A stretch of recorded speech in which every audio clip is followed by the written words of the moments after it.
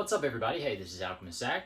Before we get the video started, I just want to go over a couple things. So everything that I'm doing today is going to be for scientific research only.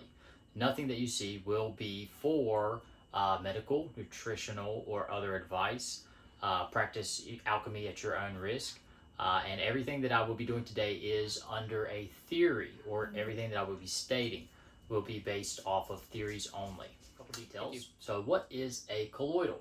Colloidal is a mixture in which one substance consisting of microscopically dispersed insoluble particles are suspended throughout another substance. So there are a lot of examples of colloidals in our daily lives, but for colloidal gold, we are not able to extract the nanoparticles in a way by using just distilled water and gold rods, much like we would with colloidal silver.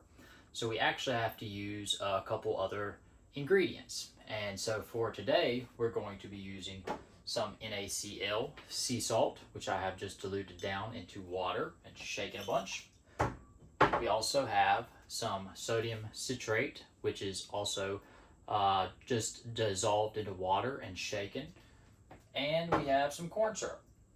And so, why are we using different ingredients to make a colloidal?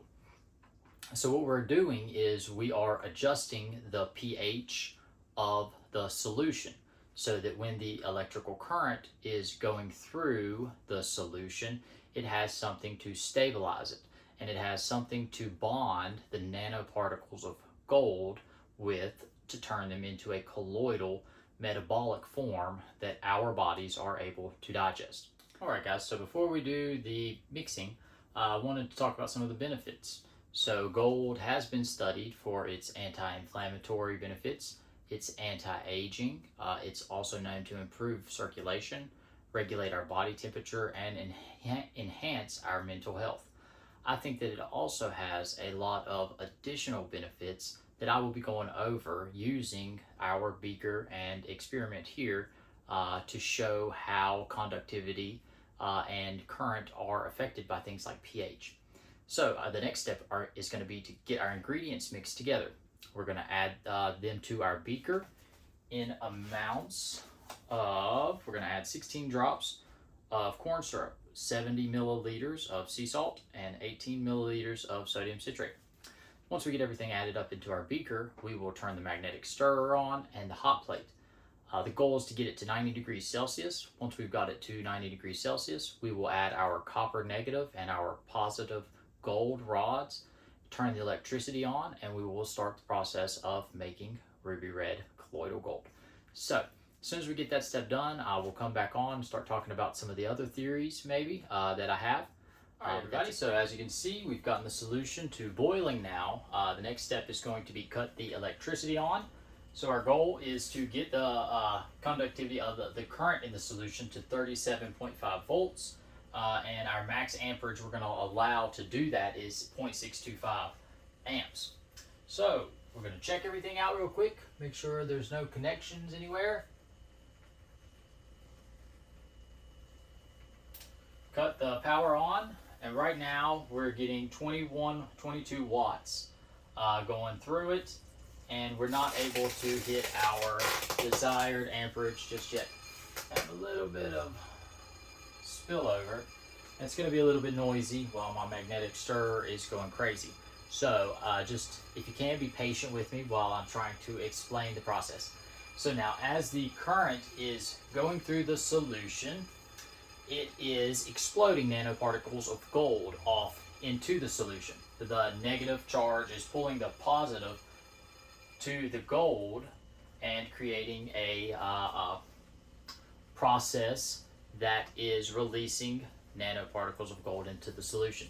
So as those are released, then that means that the conductivity of the solution is changing as well. So the current of electricity that's going through the solution is going to be able to maintain the desired 37.5 volts with less electricity as the conductivity of the solution changes. So the example here with the experiment could also play into our own body. And so imagine our pH, the pH of the solution, because I'm using citric acid and NaCl salt, which are both able to become electrolytes in the body, and that is what is carrying the electrical charge. So the pH of the body and the pH of the solution here is what is allowing that current to be stable. So as if I were to change the pH by adding citric acid or something else to change the alkalinity of it, it's going to change the efficiency of the current. So with us, I would say the same thing, all theory though. And it would be wonderful to get some people from the medical industry, medical field, to maybe sit down with me and have some talks about some of my theories on this.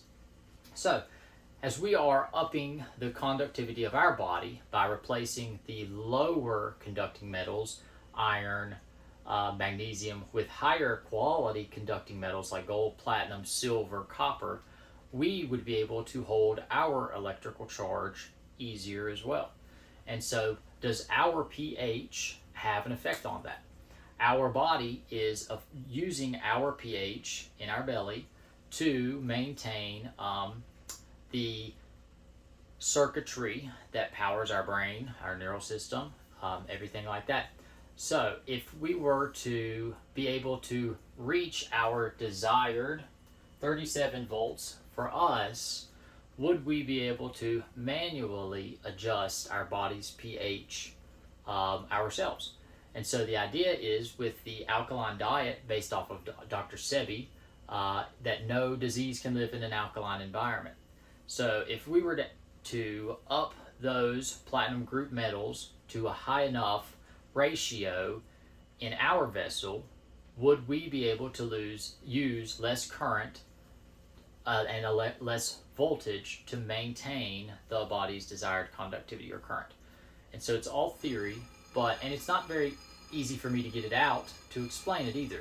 But after doing this process for so long and seeing how pH affects the quality and the current of the product, then I think that trying to use that also in our understanding of ourselves and our electrical current and our own body's pH, I think that there is significance to that. And that's one thing that, in my opinion, the medical field does not venture into, is our body's pH deep enough, and also into our body's electrical. All right, everybody, so we've given it about 30 minutes, and if you can see, it's not the color that we were wanting. We were really looking for a dark red color, which indicates the quality of the product. Now, the Tyndall effect is visible through the solution, pretty good.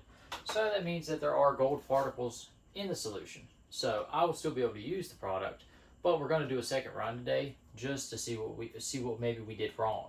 And so that's what we're going to do. I'm going to let this cool for a couple minutes, pour it into some jars. We got the jars cleaned out here. Then we're going to get a second batch started. All right, everybody. So we have made it to that 30-minute mark, and as you can see, about 5 minutes ago, we've stopped at our 37.5 volts. It's hovering sometimes, but we're changing the watts now. We're still holding a pretty high wattage to maintain it. Our amperage is changing a little bit, but if you look at the solution itself, it is beautiful. That is what we're looking for. This was our first batch from today, kind of a rose color. This batch is the desired color, definitely more ruby red, much more beautiful. So I would say I'm gonna give it a couple more minutes just to see how it does, and then we'll cut the electricity off, let it cool. Once it cools, I will strain it through cheesecloth into some of my nice blue jars, and we will be able to store it.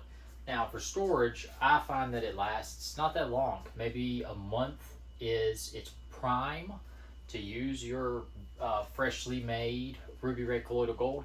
Now, silver, on the other hand, I have a bottle of silver here that I made 2 months ago, and there is zero separation. So the nanoparticles of silver are able to hold in solution a lot longer and a lot better than gold. After about a month and a half, I will start noticing in the bottles that the gold particles will start combining and pulling together and creating little cloudy blobs.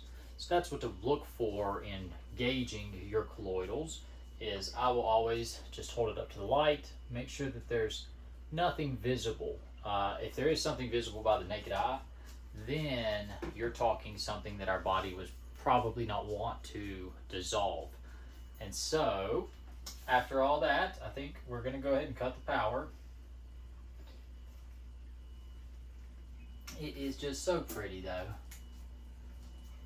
Tyndall effect is beautifully vivid.